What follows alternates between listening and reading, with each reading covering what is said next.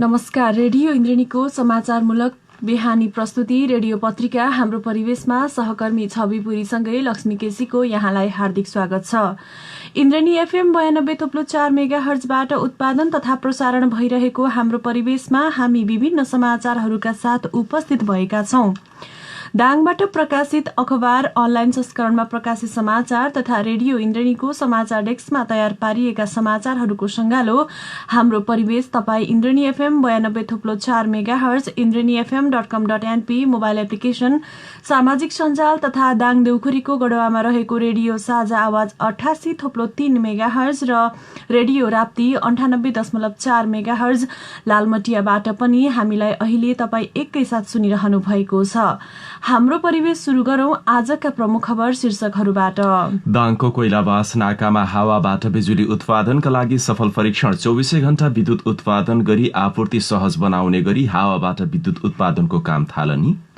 लमही नगरपालिका भित्रका सबै विद्यालयहरू मंसिर 1 गतेसम्मका लागि बन्द। अन्य पालिकाका विद्यालय भने आजबाट खुल्दै।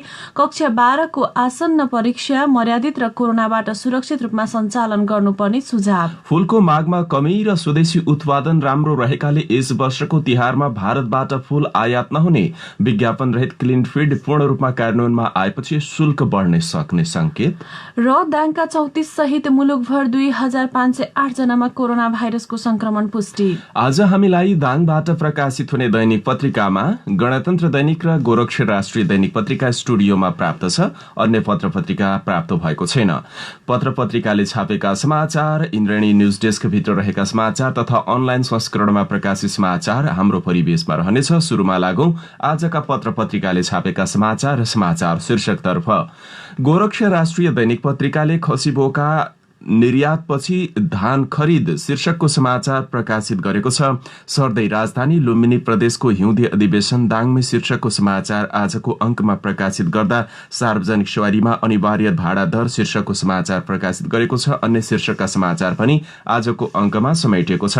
यसैगरी गणतन्त्र दैनिकले आजको अंकमा एउटै ओडामा 8 करोड़ बराबरको खानेपानी योजना घोषणा पत्रमा उल्लेखित नारा अनुसार मैले मेरो ओडामा खानेपानीको आपूर्ति पुर्याउने लक्ष्य राखेको छु। वडा अध्यक्ष सहितको अभिव्यक्ति सहितको समाचार पनि प्रकाशित गरेको छ। राजधानी सिरानीमा पौरख आफ्नै राजधानीमा नयाँ राजधानी तोकिसकेपछि लुम्बिनी प्रदेशको राप्ती उपत्यका राजधानीमा रहेका नागरिकहरूको पौरखसँग जोडिएको समाचार आजको गणतन्त्र दैनिकले प्रमुखताका साथ खबर प्रकाशित गरेको छ भने अन्य शीर्षक सहितका समाचार पनि आजको अंकमा प्रकाशित गरेको छ।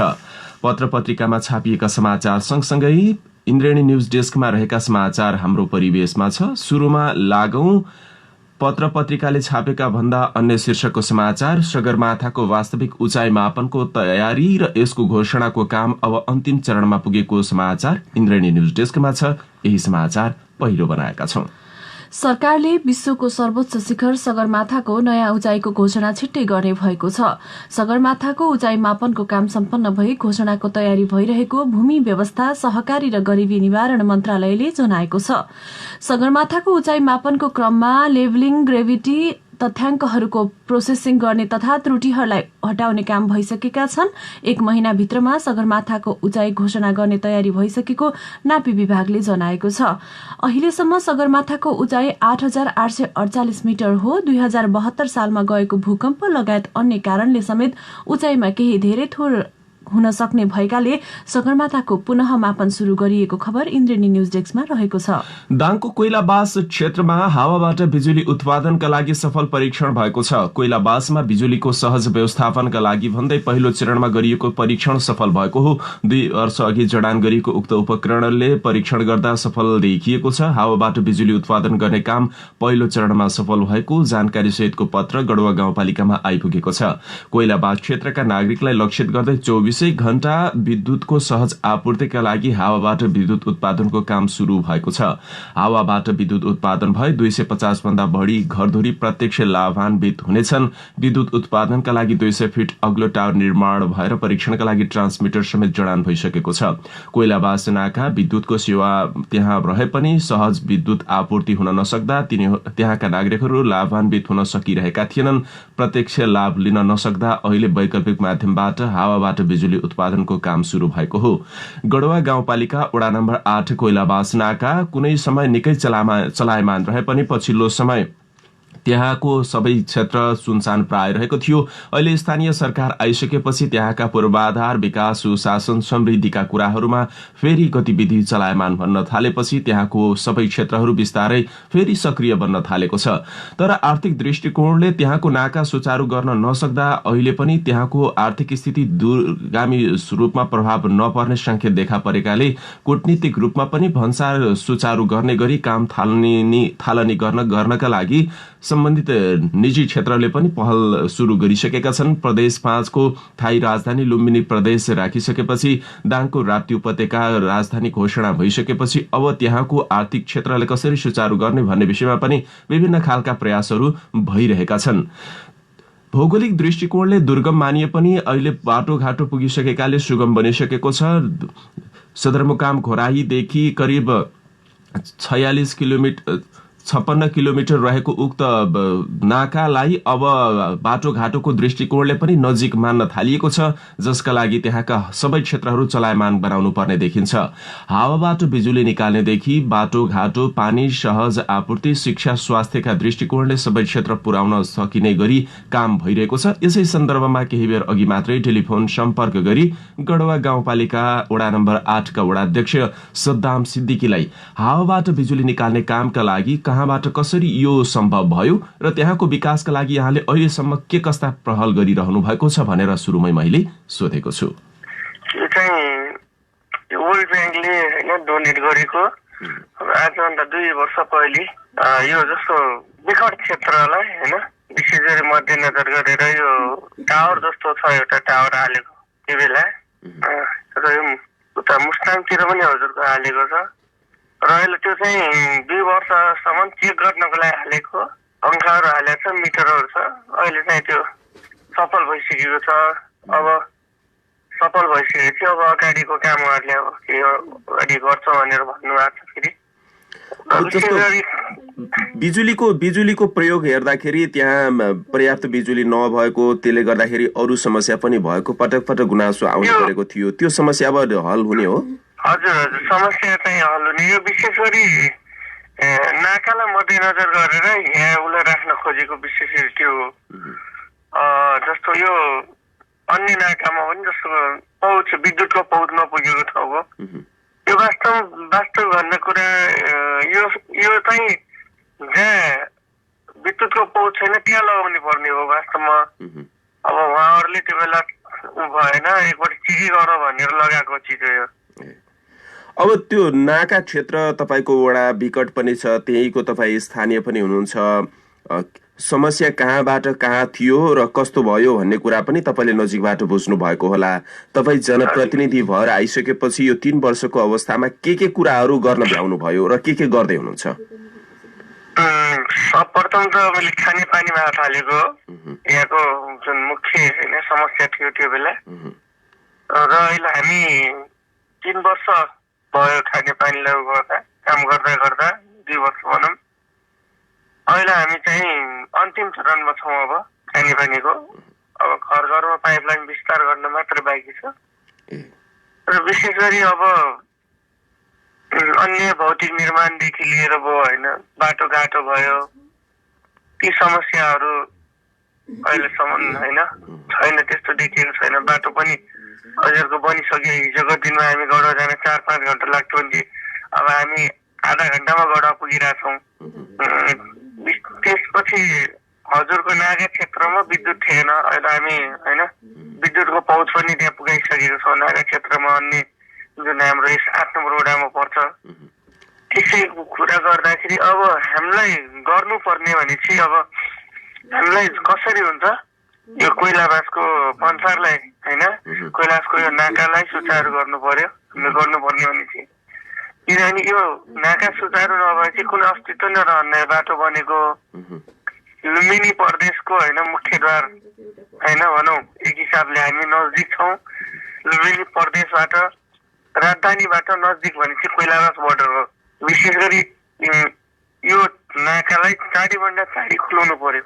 अब यसको लागि त जस्तो गढुवा गाउँपालिकाले पनि आफ्नो कूटनीतिक पहल गरिरहेको होला होइन, त्यत्रो लगानी गरेर बाटो सुचारू गरिएको छ। त्यो बाटो सुचारू गरिसकेपछि त्यसको प्रयोगका लागि त गढुवा गाउँपालिकाले पनि सम्बन्धित पालिका या सम्बन्धित निकायमा पनि त पहल गर्दैछ होला नि, के छ?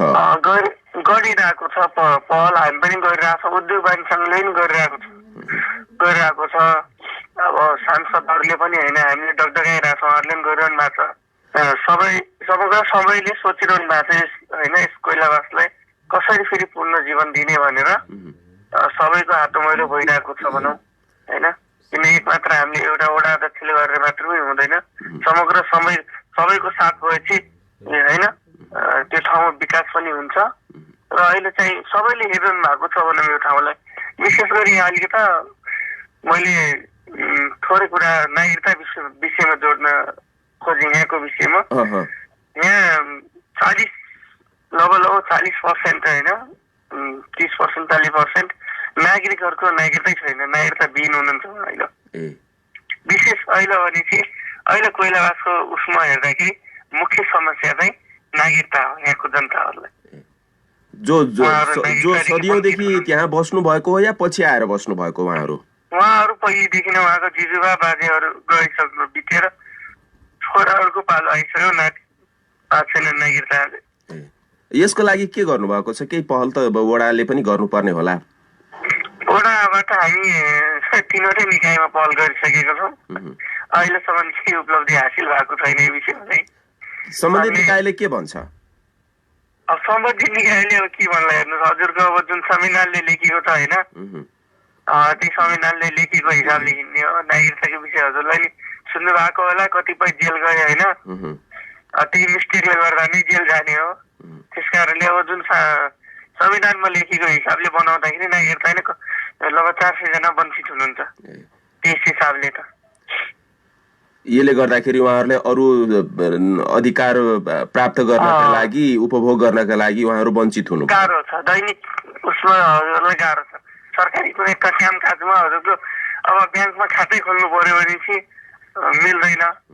विद्युत जडान गर्नको लागि पनि अनिवार्य छ होइन, नागरिकता चाहियो हजुरको। जग्गा छ, घर छ, त्यो पूर्जा छैन, अब पूर्जाको लागि पनि नागरिकता अनिवार्य चाहियो होइन। छोराछोरी छन्, थुप्रै छोराहरू छन्, गरिबी छ, विदेश पठाऊ भनेपछि अब नागरिकता छैन, पासपोर्ट कहाँबाट बन्ला? ती समस्याहरू छ भनौँ अझै। वडाध्यक्षज्यू, अब जस्तो कोइलावास पछिल्लो समय जुन अवस्थामा सुनसानको स्थितिमा थियो, अब चलायमान बन्दैछ। आन्तरिक पर्यटनका हिसाबले पनि त्यहाँ जाने आउने, त्यहाँको अवस्था हेर्ने पछिल्लो समय केही चलायमान बन्दैछ। कोइलावासको त्यो हिजोको मुहार जसरी अब फेरिन लागेको छ, वास्तवमै त्यसलाई चलायमान बनाएर आर्थिक रूपमा थप केही गतिविधि सुचारू गर्न सक्ने गरी, व्यावसायिक केन्द्रका रूपमा विकास गर्न सक्ने गरी दाङका सम्बद्ध अरू व्यावसायिक सङ्घ संस्थाहरूले के गरिदिनु पर्ने देख्नुहुन्छ? अब उहाँहरूलाई होइन, अब जो अहिले यहाँको व्यापारी हुनुहुन्छ उता बसिरहनु भएको छ, उहाँहरूले आएर अब होइन केही न केही व्यापार सबैले होइन सुरु गर्नु पर्यो।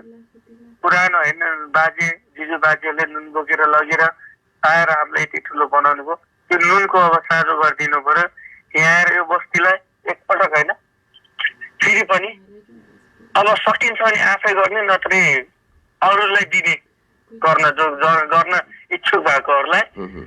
र यस ठाउँलाई अलिकति होइन बस्ती व्यापारिक केन्द्र बनाउनलाई उद्योग वाणिज्य सङ्घले पनि प्रयास गरिरहेको छ भनौँ। हिजो भर्खरै हाम्रो गढ उद्योग वाणिज्य सङ्घको अध्यक्ष आएर होइन धेरै बेर हाम्रो सल्लाह भयो होइन। हामी यो क्षेत्रलाई घुम्न पनि घुम्यौँ पुरै फेरि होइन, कहाँ के गर्ने एउटा प्लानिङ होइन गरेर त्यस हिसाबले गर्ने हो। त्यो एउटा पर्यटकीय क्षेत्र पनि यो बन्न सक्छ। त्यही भएर अहिले हामीले थोरै लगानीबाट 30-35 लाखको लगानीबाट अहिले हामीले भ्यू टावर बनाउँदैछौँ यहीँ होइन। अब आन्तरिक पर्यटकदेखि लिएर बाहिरी होइन मित्र भारतको पर्यटकहरूलाई भित्राउनको लागि त्यो भए पनि अब होइन सुरुवात होइन एउटा राम्रो सुरुवात हुन्छ। सुस्त यो ठाउँलाई फेरि होइन पूर्ण जीवन मिल्छ। उहाँ हुनुहुन्थ्यो गढवा गाउँपालिका वडा नम्बर 8 का वडाध्यक्ष सद्दाम सिद्दिकी। गाउँपालिकाको वडा नम्बर 8 भूगोलको हिसाबले दुर्गम कुनै बेला मानिए पनि अब सुगम बन्दै गएको छ। पुरानो भन्सार नाकालाई सुचारू गर्ने सवालमा विभिन्न लब्ध प्रतिष्ठित व्यक्तित्व, कूटनीतिक निकाय, निजी क्षेत्रसँगको सहकार्यमा सो क्षेत्रलाई फेरि चलायमान बनाउने गरी विभिन्न प्रयास भइरहेका छन्। अहिले आन्तरिक पर्यटकको आकर्षकको केन्द्र पनि कोइलाबास नाका बन्दै गएको छ।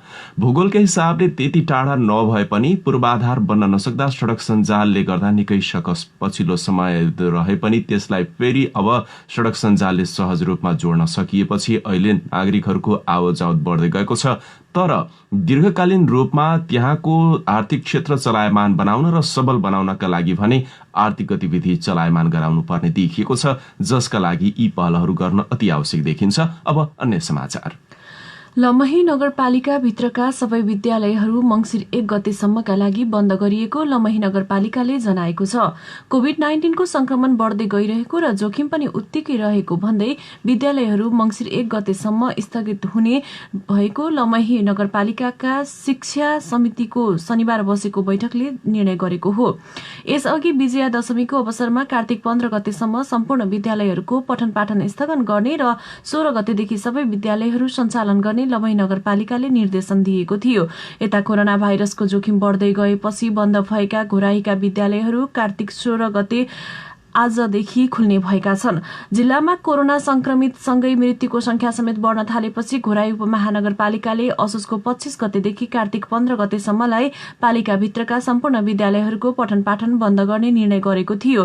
घोराई उपमहानगरपालिका शिक्षा समितिको पहिलेकै निर्णय अनुसार कार्तिक 16 गते आजदेखि पालिकाभित्रका सम्पूर्ण विद्यालयहरू सञ्चालनमा आउने घोराई उपमहानगरपालिका शिक्षा महाशाखाका प्रमुख विनोद गौतमले जानकारी दिनुभएको छ।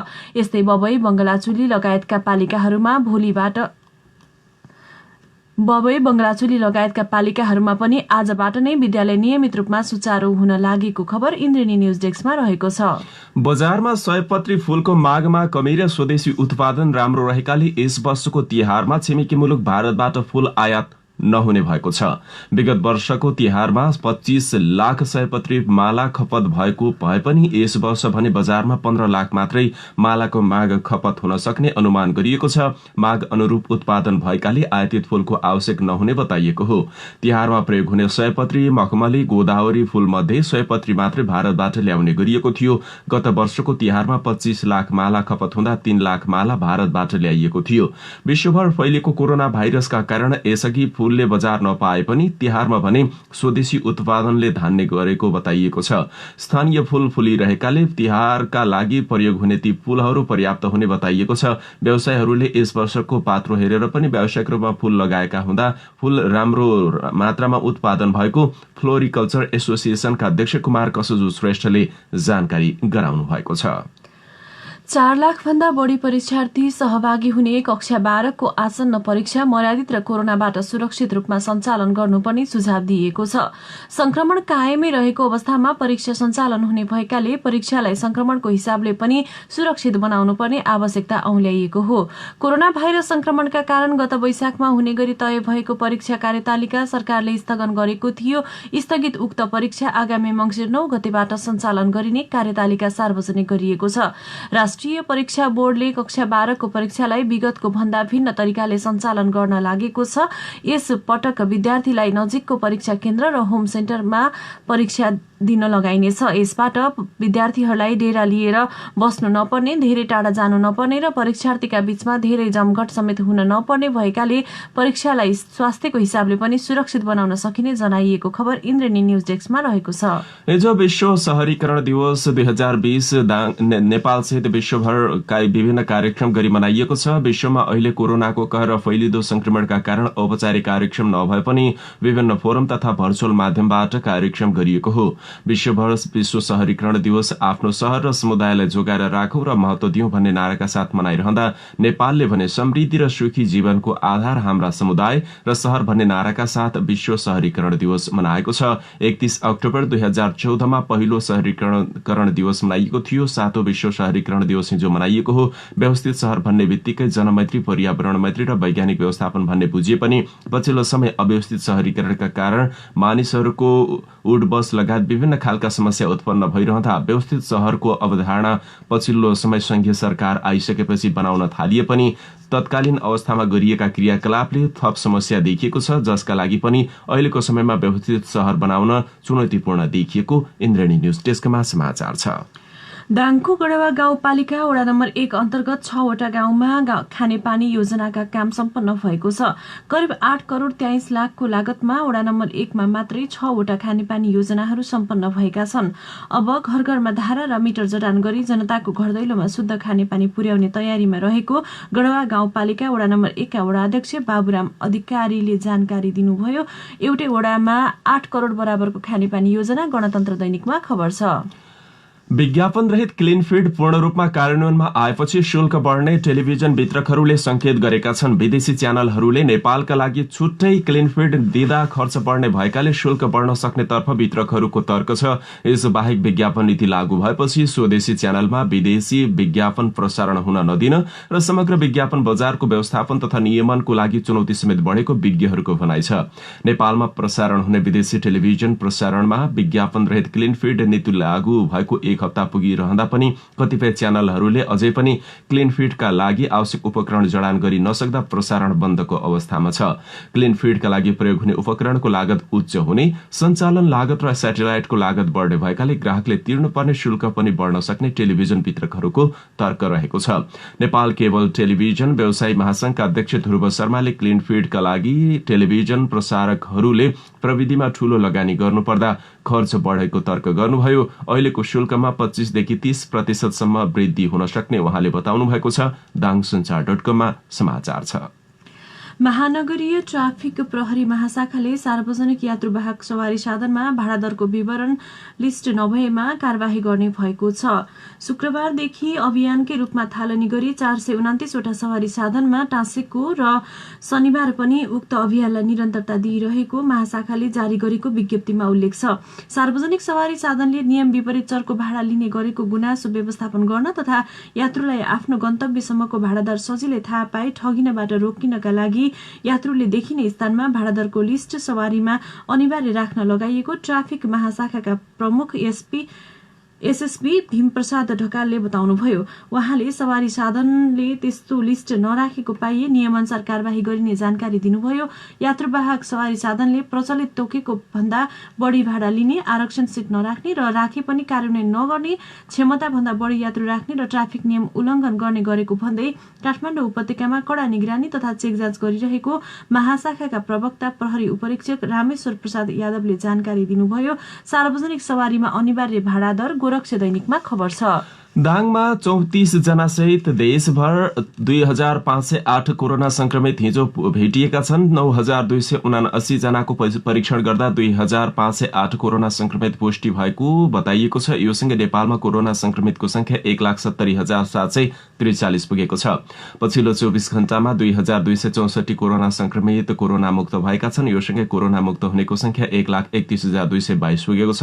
अब नेपालमा 38,584 व्यक्ति सक्रिय संक्रमित छन्। उनीहरूको विभिन्न आइसोलेसनमा उपचार भइरहेको छ। यसैबीच पछिल्लो 24 घण्टामा थप 17 संक्रमितको मृत्यु भएको छ। यो सँगै कोरोनाबाट मृत्यु हुनेको संख्या 937 पुगेको छ। दाङका थप 1 जना कोरोना संक्रमित पुरुषको मृत्यु भएको छ। तुलसीपुर नगरपालिका 18 का 77 वर्षीय पुरुषको शनिबार दिउँसो नेपालगञ्ज मेडिकल कलेज कोहलपुरमा मृत्यु भएको हो।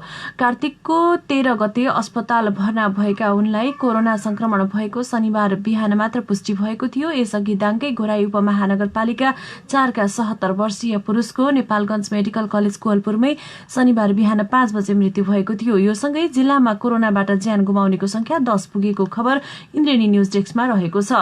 यिनै विविध समाचारहरूका साथ हामी हाम्रो परिवेशको अन्त्यमा आइपुगेका छौं। अब जाँदा जाँदै प्रमुख समाचार शीर्षक फेरि एकपटक। दाङको कोइलाबास नाकामा हावाबाट बिजुली उत्पादनका लागि सफल परीक्षण। अब 24 घण्टा विद्युतको आपूर्तिका लागि हावाबाट विद्युत उत्पादनको काम थालिने। लमही नगरपालिका भित्रका सबै विद्यालयहरू मंसिर 1 गतेसम्मका लागि बन्द। अन्य पालिकाका विद्यालय भने आजबाट खुल्दै कक्षा 12 को आसन्न परीक्षा मर्यादित र कोरोनाबाट सुरक्षित रूपमा सञ्चालन गर्नुपर्ने सुझाव। फूलको मागमा कमी र स्वदेशी उत्पादन राम्रो रहेकाले यस वर्षको तिहारमा भारतबाट फूल आयात नहुने विज्ञापन रहित क्लिन फिड पूर्ण रूपमा कार्यान्वयनमा आए, शुल्क बढ्न सक्ने संकेत। र दाङका 34 सहित मुलुकभर 2508 जनामा कोरोना भाइरसको संक्रमण पुष्टि। हवस् त हाम्रो परिवेशको समय आजलाई सकियो। हामीलाई सुनेर साथ दिनुहुने यहाँहरू सबै श्रोतालाई धेरै धन्यवाद। सहकर्मी लक्ष्मी केसी अनि म छवि पुरी आज्ञा माग्छौं। नमस्कार।